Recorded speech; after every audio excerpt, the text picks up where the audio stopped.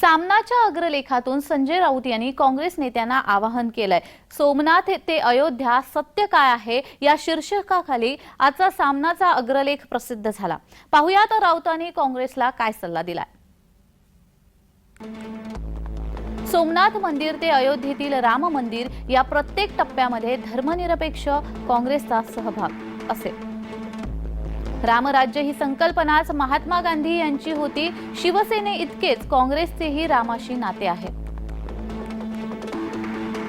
राम मंदिर सोहळ्याच्या उद्घाटनाचे विशेष निमंत्रण काँग्रेसला असेल तर